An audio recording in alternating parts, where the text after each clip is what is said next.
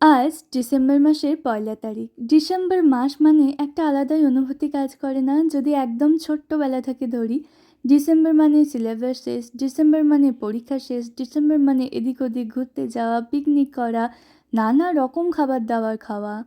তো সব কিছুর মধ্যে দিয়ে ছোটোবেলার দিনগুলো বড্ড বেশি রঙিন ছিল।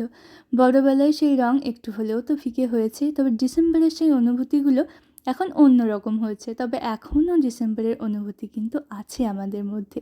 ডিসেম্বর মানে সেই মেলা দেখতে যাওয়া, শীতটা একটু জাঁকিয়ে পড়া, সমস্ত কিছু মিলিয়ে ডিসেম্বর আমাদের কাছে আলাদাই একটা আবেগ নিয়ে আসে। একটা বছর যেমন শেষ হয়, তার সাথে সাথে শেষ হয়ে যেত আমাদের সিলেবাসগুলো। কী না ভালো লাগতো বলো। তার সঙ্গে থাকতো নতুন একটা বছর আসার অধীর আগ্রহ আমাদের মধ্যে। কী হতে চলেছে সেই বছরে, কী কী করব, কেমনভাবে নিজেকে চেঞ্জ করব, কত কিছুই না প্ল্যানিং আমাদের মধ্যে চলে, তাই না? কিন্তু বছর শেষে দেখা যায় অতটাও করে উঠতে পারি না। এখনও তো ভাবছি এই 2026 সালটা শুরু হলে এই করব ওই করব, কত কিছু।